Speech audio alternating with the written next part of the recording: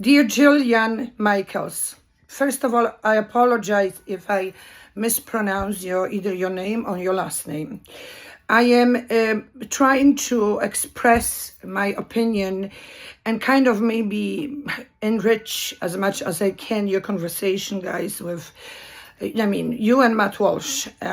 First of all, I would like to express my immense gratitude and admiration for the fact that you stepping up and carrying those types of conversations. I mean, that's what's so much missing on the modern political scene.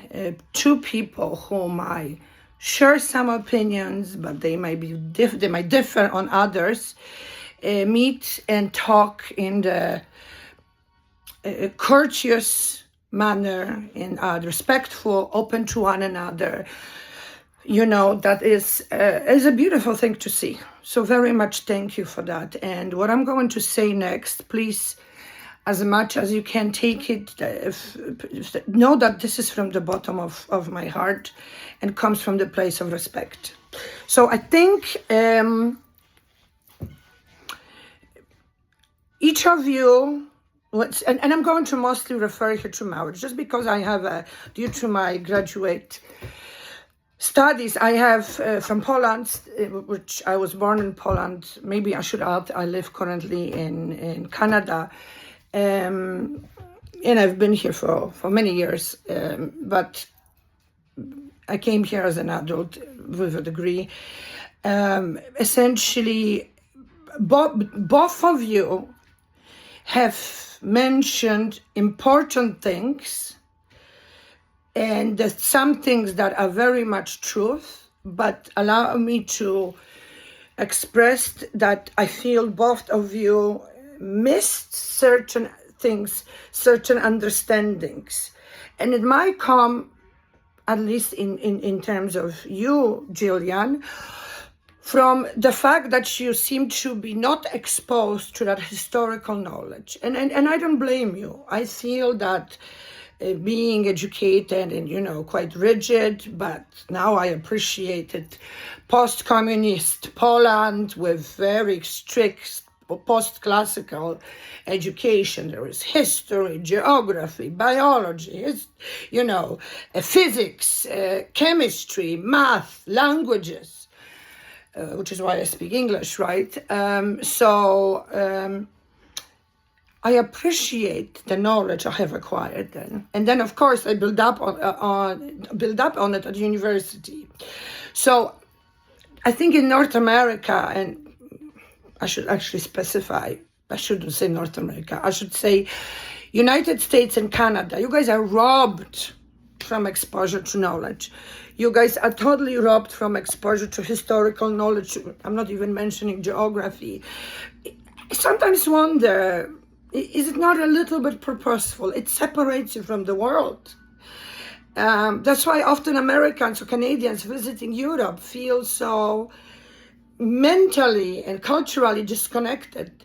You guys are simply not being taught about those things, Not that I was taught about, maybe East Asia enough or Middle East, but I think, but I was exposed to some knowledge, right? But anyways, returning to what I am trying to present here, allow me to go a little bit deeper on the topic that Matt Walsh so wisely tried to explain in regards to history of marriage. And now I want to start off by saying that, Jillian, even though I am a Catholic, but I myself call myself a little like a crooked Catholic, I believe you are right. Ultimately, in this case, I stand with you. But it would be good to understand that there is actually, that these two opinions, the one that Matt represents and the one that you represent, are not necessarily disconnected. There is a line of connection that goes from the past, the origins of marriage, and leads to the stand that you have. And I'll try to make that connection. So we need to understand two things about the history of humans. One is that our past was brutal. It was, for many, many, many centuries, it was really either literally fight for what? For resources, or extremely hard work to obtain resources. After we kind of, we learned ourselves how to work the land, and then there was, now, after some sort of civilization entered our life, and it entered, and people might not like it, but it's the truth, entered through religion. That and religion was the original source of culture. So after the humanity became sprinkled with more organized spiritual life, we would slowly move from just the barbarian fight for life and death for resources, although that was of course present as well, to working hard to obtain them. And nowadays, yes, we work hard, but there is no direct translation in between working hard and resources. I mean, you get money, right? And for the money, you can go and buy food. And many people can say, yes, but for example, nowadays it's really hard. I have to be careful how I spend the money. Yes, but you don't have to work the field. You are not worried about famine, like of the whole country, or maybe half of the continent, in a way it used to be. We really need to understand that the human motivations and emotions and feelings might have been the same for centuries, but the reality was very different.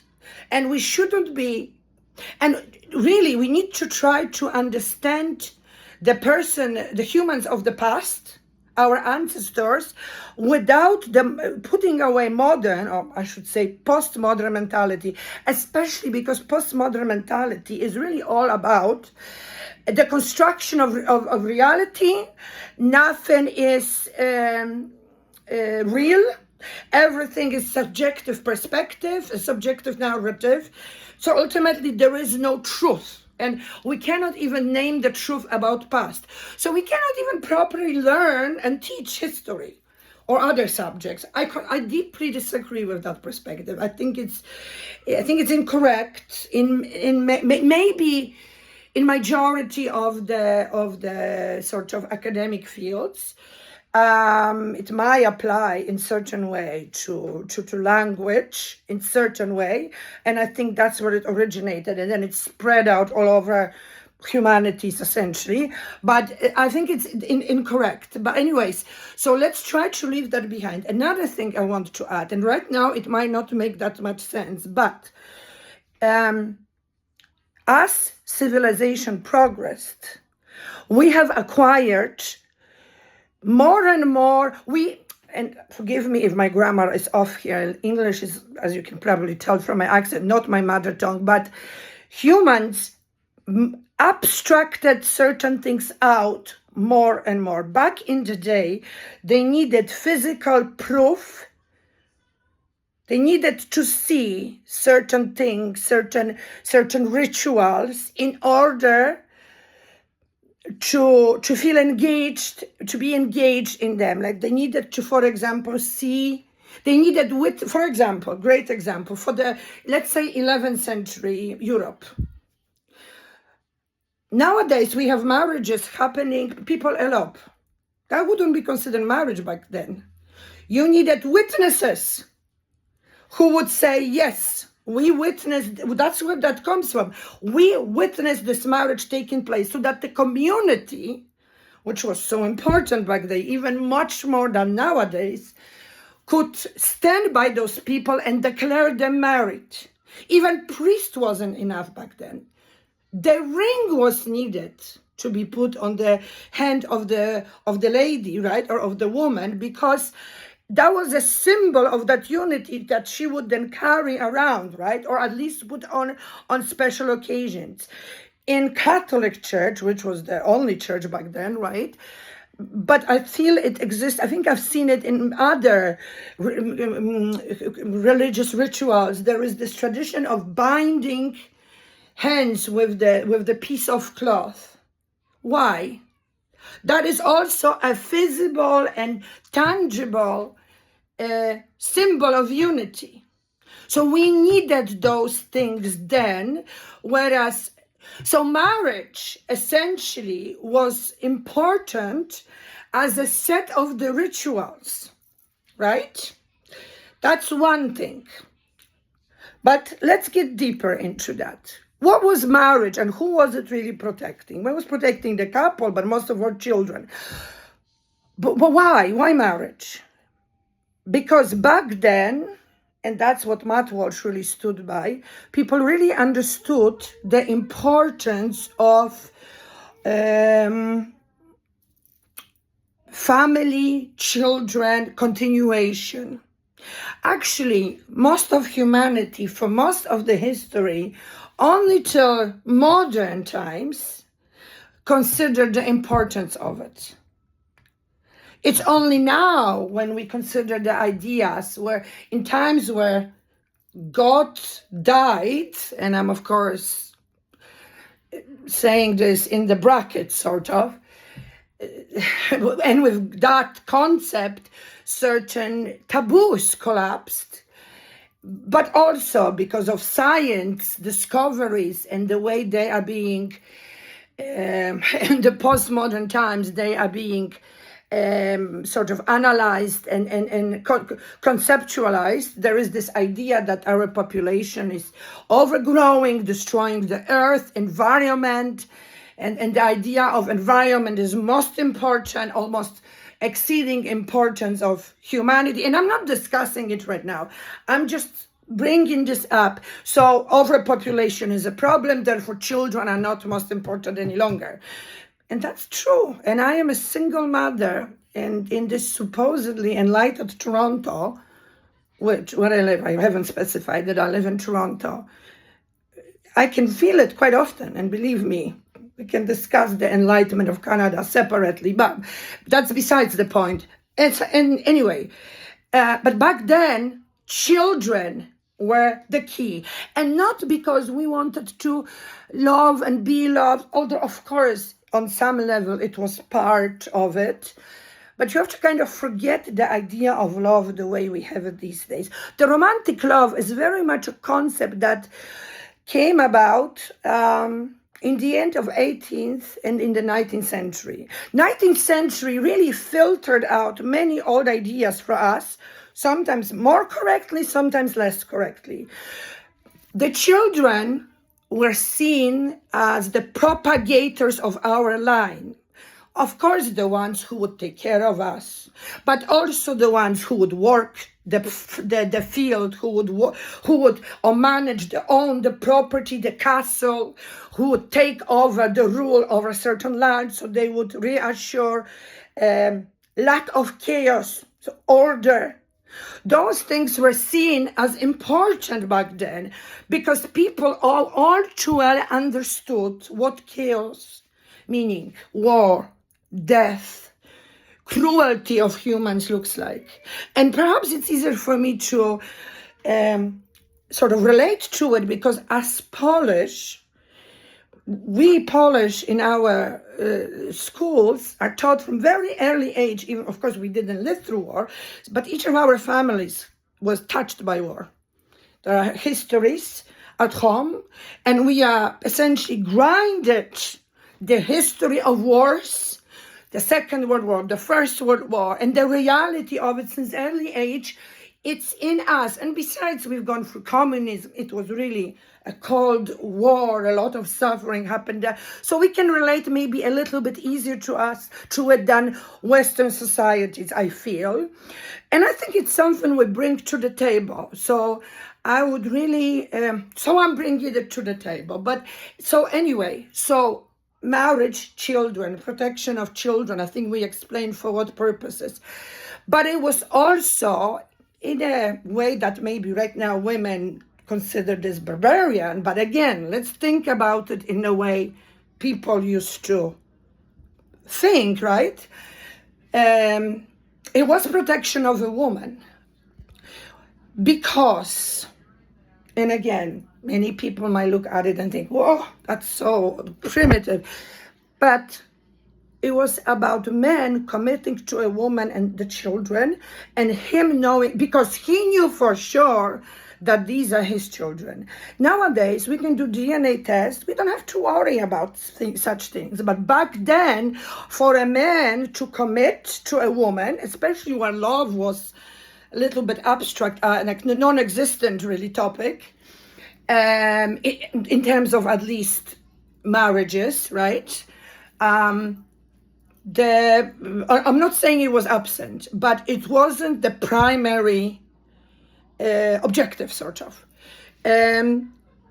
So for men to commit to this woman and protect her from pretty still the barbarian or cruel world around, because let's be honest, we needed that protection. I think it's good to have such protection, although we don't need it, right? Per se, we have a society that is highly organized that protects us. But back then, and especially when we have children, we're very vulnerable. And that kind of alignment and understanding that these are the children of this man. This woman gives children to these men. Organized and brought order into social life. And it was important, and it was form of protection for the women and children, right? And it brought clarity. That's why it's a base of society. That's how it became the base of the society, right? So now we have this understanding. And of course, then there was a religious sprinkle over it, that it was blessed by God, which added and people were highly believing by that. That gave them the incentive to make, there was no really divorce. You could, I think, annulate marriage, which you can still do, by the way, in Catholic Church. But, and actually at some point, many people did that, but that's a long other history. But essentially, still, the people were grounded in their spiritualism and culture, which was connected with that back then very strongly, right? Look at the churches, cathedrals from that time. It's culture speaking to people, right? Anyways, but let's move to modern times. And that's what Jillian, I have to agree with you. Through Industrial Revolution and the massive societal political changes, we are living in very different reality. Also, the process of abstracting out of humanity has sped up so much. We don't even need a marriage. And the concept of love as important binder of relationship, love kind of almost replacing spirituality in a way, right? The idea of love with the growth of psychology, sociology, psychology of children, the understanding that it's good when mother and father not only maintain peace, let's say because of God, they both believe in, but love each other. That's good for children, and the children still stay at the core of the relationship, right? Technically, although, again, not always, like you brought up. But I think it's still a possibility in the committed relationship, right? And in many, very strong. So with this understanding, as long as there is love between two people, there is no need anymore for ritual of marriage, right?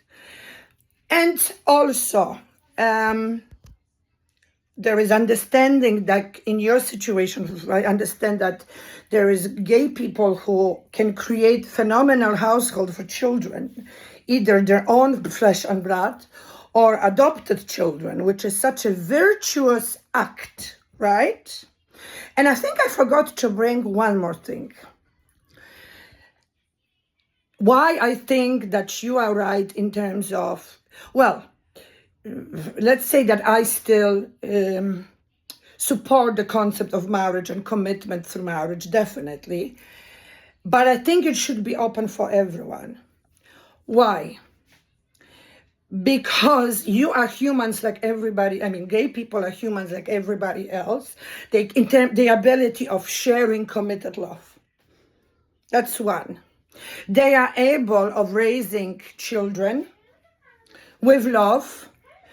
And sometimes they are even opening their hearts so much that they adopt children. So they bring in children who are not their flesh and blood. It can be a bit of a challenge, but they up for it. And many couples take this challenge successfully.